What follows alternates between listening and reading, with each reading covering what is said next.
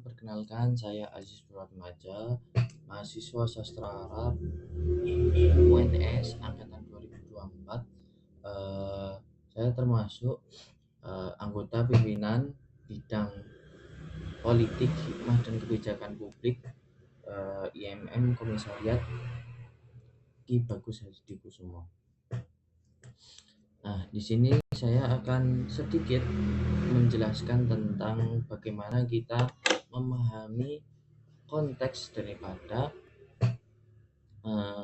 teks dalam bahasa Arab itu. Jadi di sini kita akan berusaha menentukan nih kedudukan apa saja yang ada dalam bahasa Arab atau teks gitu. Nah, sebelum kita lanjut ke teksnya, saya akan sedikit memberitahu gitu. Jadi dalam bahasa Arab jumlah dalam bahasa Arab jumlah itu artinya kalimat. Jumlah dalam bahasa Arab itu terbagi menjadi dua, yaitu yang pertama jumlah fi'liyah, yang kedua itu jumlah ismiyah. Atau dibalik boleh, ismiyah fi'liyah. Nah, ismiyah ini dia adalah jumlah yang diawali dengan isim, dan fi'liyah ini jumlah yang diawali dengan fi'il. Jadi ketika ada nih kalimat diawali isim, nah berarti dia jumlah ismiyah. Ketika dia diawali fi'il, berarti dia jumlah fi'liyah, gitu aja ya. Nah, kita lanjut langsung ke teks. Oke, dari judulnya, judul Al-Musawatul Hikah. Nah, sebelum kita menentukan kedudukan dalam bahasa Arab, itu kita harus mengetahui makna daripada kata tersebut. Kita pahami nih makna kata per kata gitu. Al-musawah itu maknanya kesetaraan. Al-hikah itu maknanya sebenar-benarnya. Jadi dua kata ini Al-musawah artinya kesetaraan, al-hikah sebenar-benarnya. Nah, di sini ini dia kan diawali isim. Nah, berarti ini jumlah ismiyah. Nggak segampang itu. Jadi kalau jumlah ismiyah itu kan terdiri dari mubtada khobar, ya, mubtada khobar. Jadi kita harus memilih kata yang pantas jadi mubtada mana, kata yang pantas jadi khobar mana. Kita maknai mubtada itu sebagai adapun aja ya. Makna dari kata mubtada itu adapun, gampangannya ya. Makna dari khobar itu maknanya itu gitu aja. Jadi mubtada, adapun kesetaraan, al-hikah itu yang sebenar-benarnya. Yang sebenar-benarnya kan nggak pantas nih, pasti ada kata lain gitu yang dibuang. Nah, karena dalam judul itu ada teori seperti ini. Ketika ada judul, maka dia ada mubtada yang dibuang gitu. Ada mubtada yang dibuang. Nah, di sini mubtadanya apa? Ai tafsiriyah ya di sini ya. Mubtadanya itu adalah ai ha di hi. Ai ha di. Ai hadi. Nah, ai hadi ini, hadi ininya adalah mubtadanya gitu. Jadi dia kurang lebih maknanya, adapun ini teks ini al-musawatu hikah gitu adalah teks yang membahas kesetaraan yang sebenar-benarnya gitu.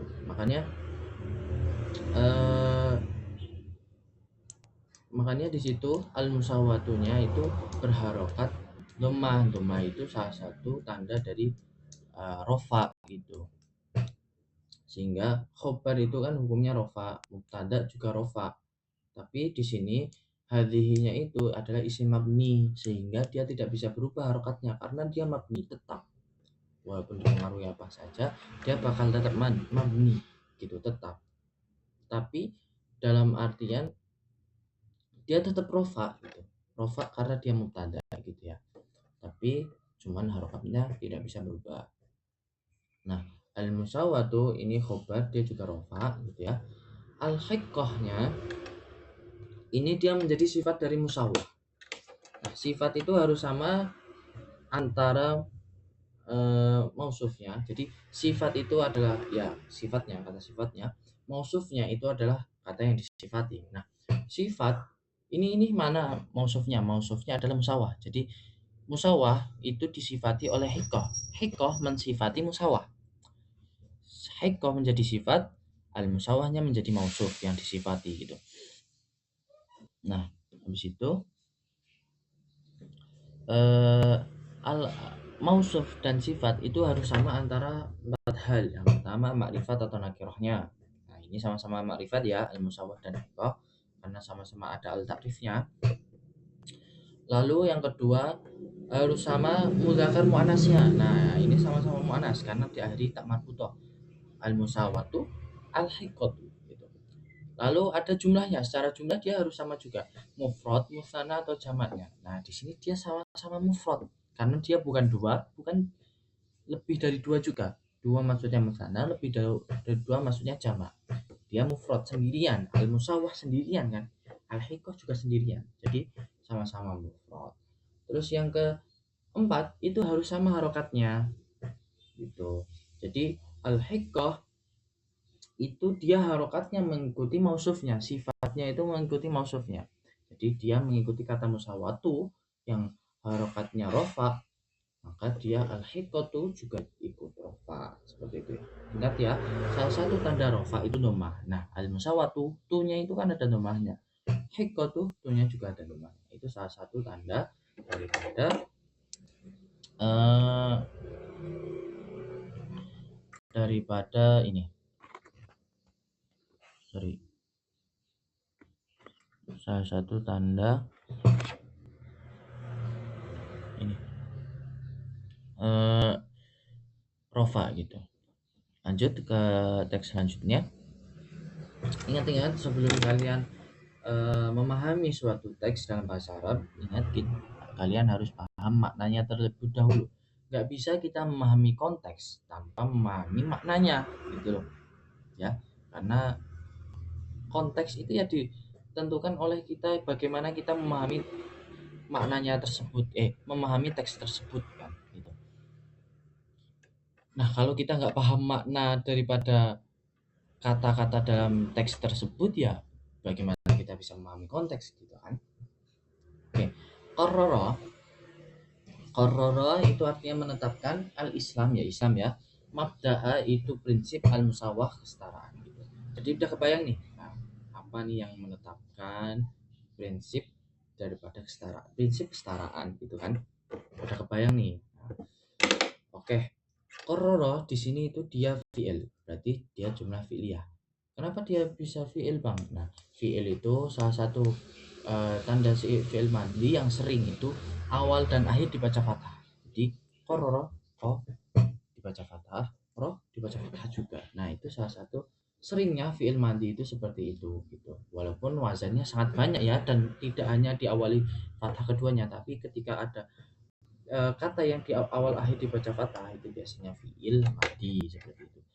Nah, fi'il itu, maaf teman-teman, ada banyak, ada fi'il madhi, mudhari', fi'il amr, dan fi'il nahi. Fi'il madhi ini untuk kata kerja melampau, fi'il mudhari' untuk masa sekarang yang sedang kita lakukan, fi'il amr itu kata perintah, fi'il nahi itu kata larangan.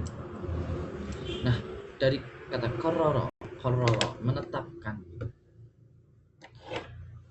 kira-kira fi'il mudhari' pantas nggak ya ini? Fi'il mudhari' itu diawali salah satu huruf ana itu, dari kata ana itu, hamzah, nun, ya, ta. Nah, ini nggak ada ya, qarrara nggak diawali ana itu gitu. Fi'il amr itu dia aja artinya menetapkan, nggak mungkin itu perintah gitu kan. Lalu ada fi'il nahi, larangan, dia juga bukan larangan. Jadi yang paling enak itu dia adalah fi'il madhi, menetapkan, atau fi'il gitu, menetapkan, artinya menetapkan. Nah, fi'il juga dibagi lagi menjadi dua secara dia membutuhkan objek atau tidak. Ada yang fi'il muta'addi, ada fi'il lazim. Nah, fi'il muta'addi itu kata yang membutuhkan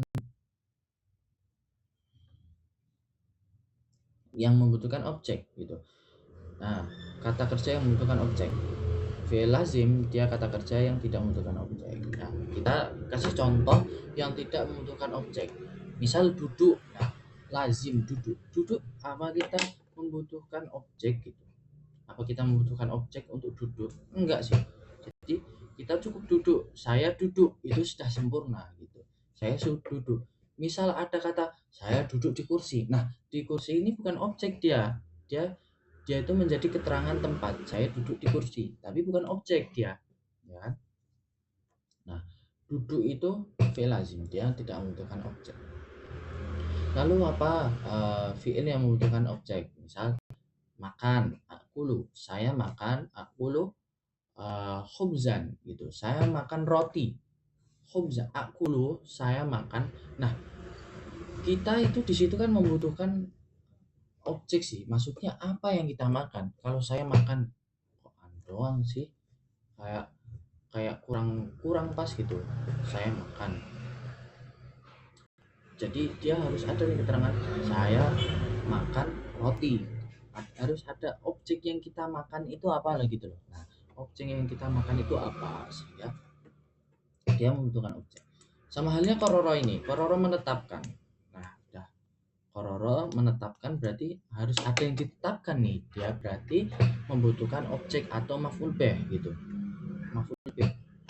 Kororo menetapkan, udah ketemu ya, dia fi'il madi, terus dia muta'addi juga. Dia menetapkan.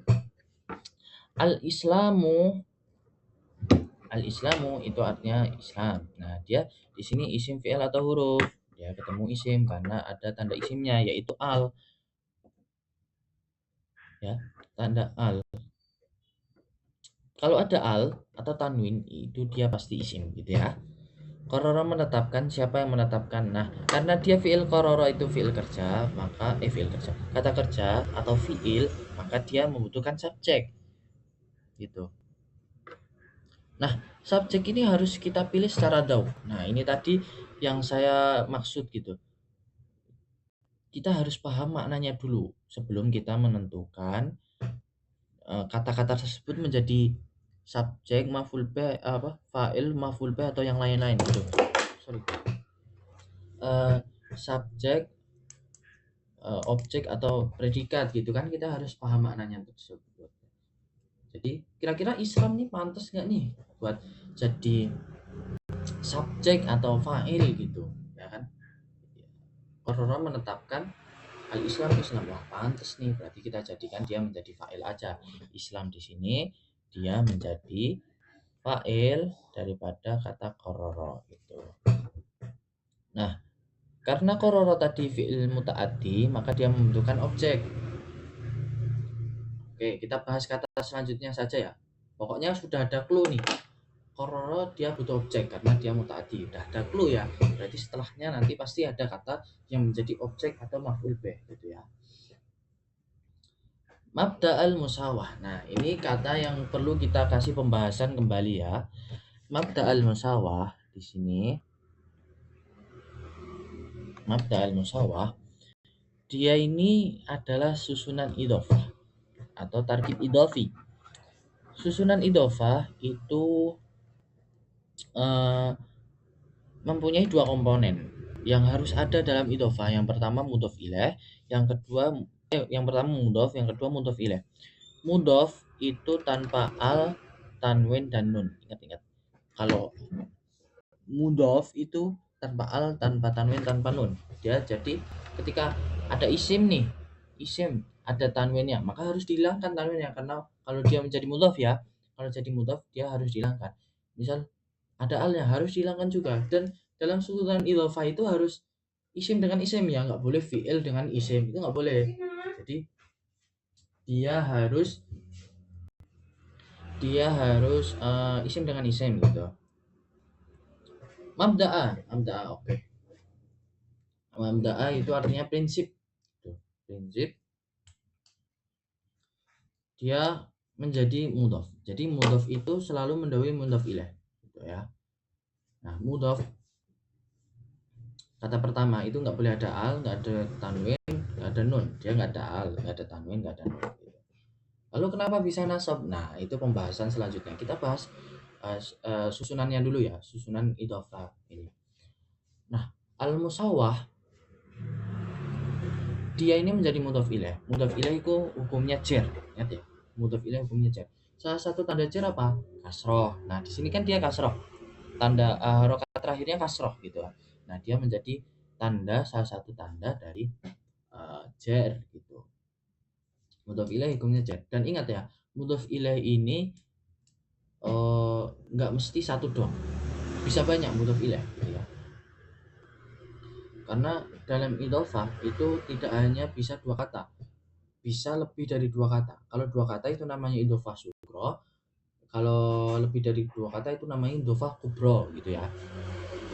Jadi ini satu susunan ya teman-teman, mabda al musawah. Ketika dia jadi kedudukan, misal jadi fa'il, objek, dan lainnya ya, maka dia dianggap sebagai satu komponen satu kedudukan gitu. Jadi misal dia jadi maf'ul bih ya, maf'ul bihnya itu dari mabda'ah sampai al musawah dua-duanya. Jadi satu susunan ini dia menjadi maf'ul bih seperti itu. Tapi pemberian efek daripada ketika dia menjadi maf'ul bih atau subjek itu di mudhof ilaih di mudhofnya.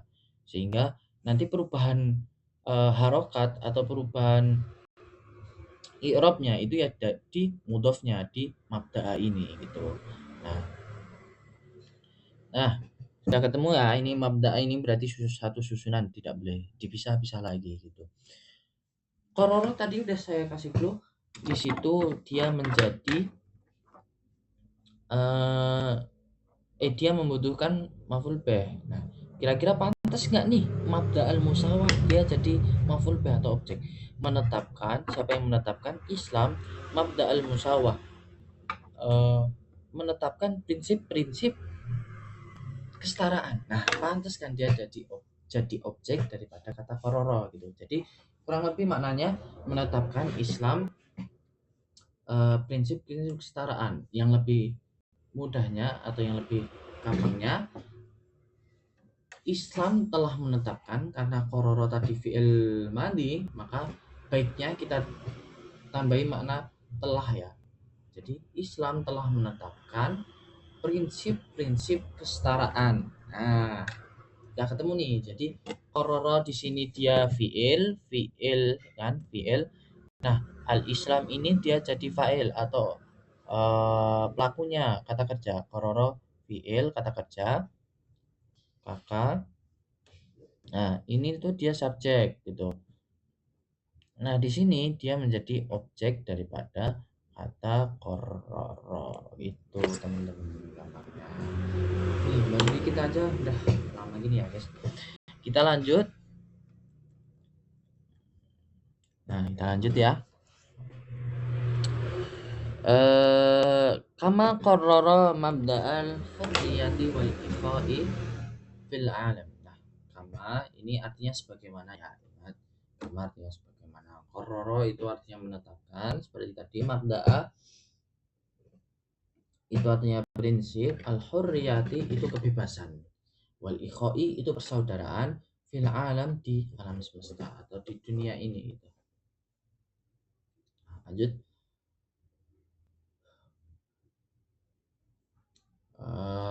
Kama, K itu kan huruf jar. Uh,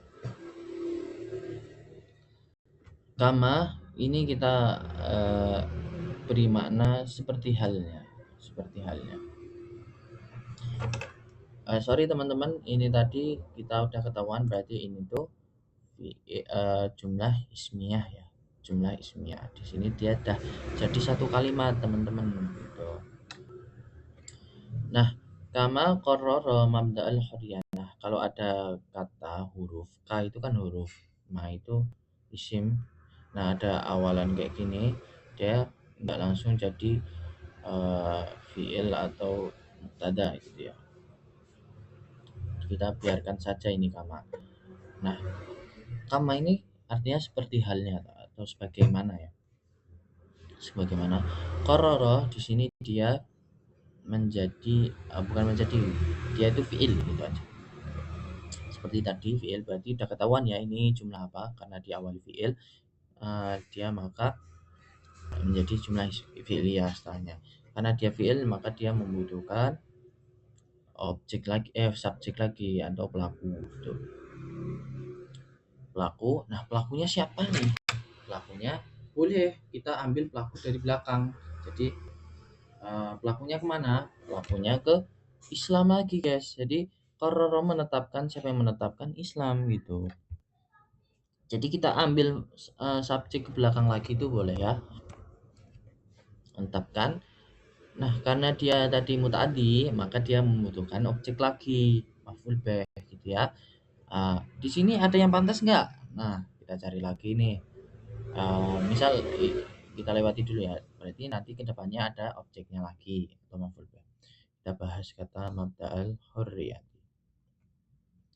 Mabda'al hurriyati ini sama halnya kayak tadi mabda'al musawah. Dia susunan idhofah. Jadi dia membutuhkan mudhof dan membutuhkan mudhof ilaih. Nah, mudhofnya mana? Dia tidak ada tanwin, tidak ada nun, dan tidak ada al. Karena dia menjadi mudhof, maka dilarang hal-hal tersebut. Nah, terus setelahnya ada al-hurriyati. Nah, ingat-ingat ketika suatu isim itu menjadi idhofah, menjadi mudhof ilaih, maka dia hukumnya jar. Nah, makanya di sini ada tanda jarnya yaitu kasrah gitu. Mudhof ilaih. Jadi ini udah paham ya kalau ini satu susunan gitu.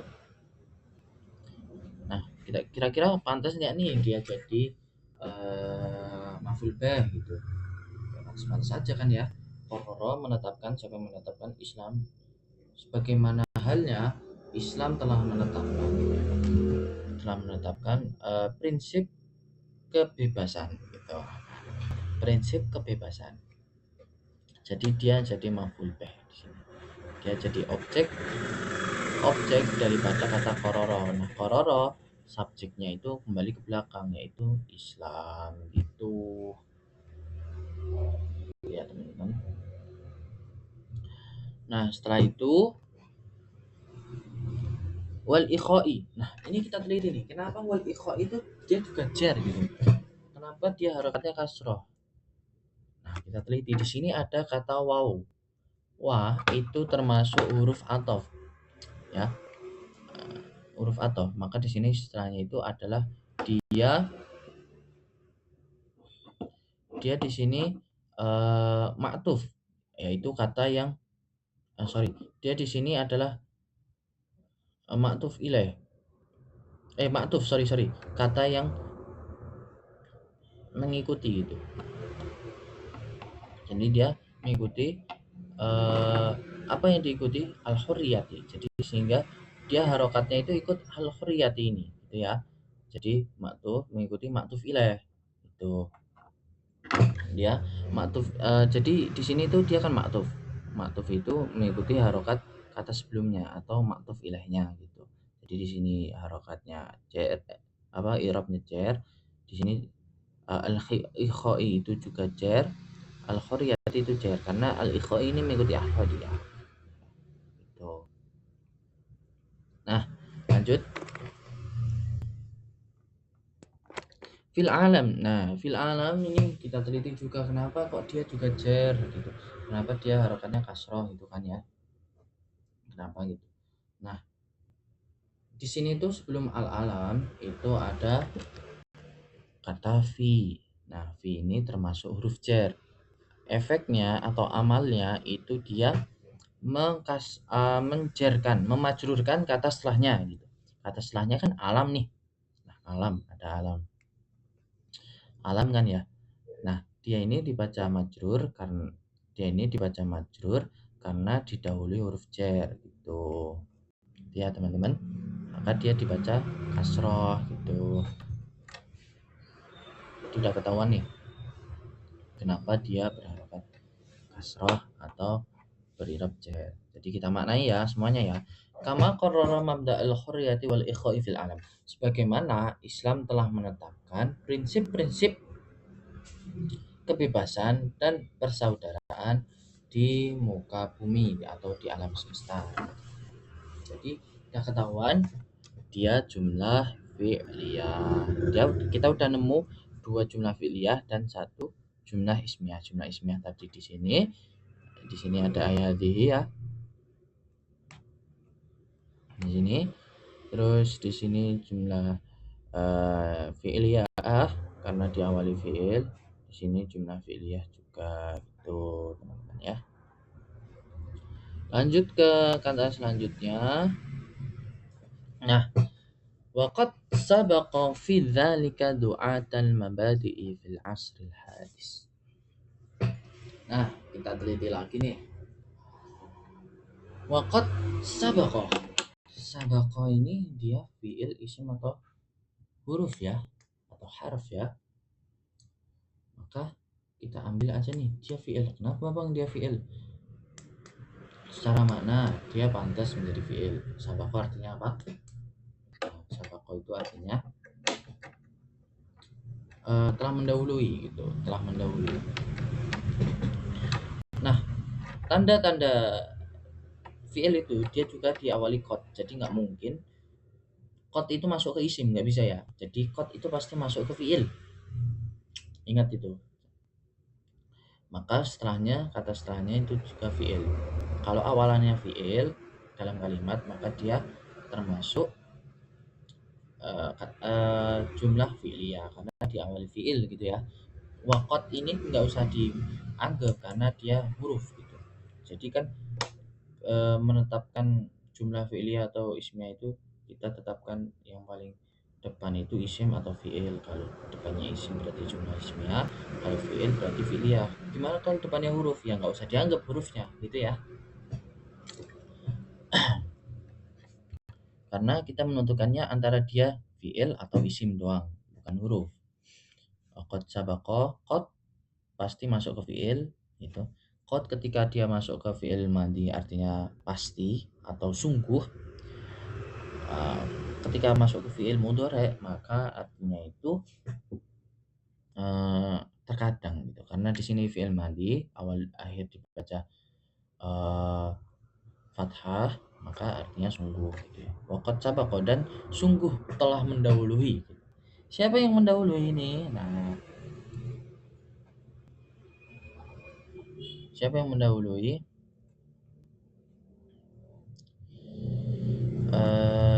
Sorry. Telah mendahului. Siapa yang mendahului? Ya, Islam tadi. Mendahului fi dzalika dalam perkara ini. Maksudnya dalam perkara penetapan prinsip-prinsip ini tadi. Jadi Islam telah mendahului. Du'atal mabadi'i yang menyeru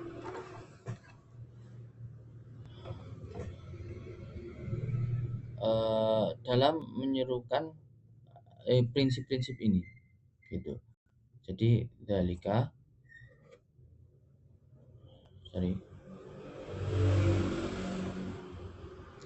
jadi ini maf'ul bih juga telah mendahului dalam menyeru maksudnya dalam penetapan ini gitu ya. Islam itu telah mendahului dalam hal menyerukan hal-hal tersebut gitu loh.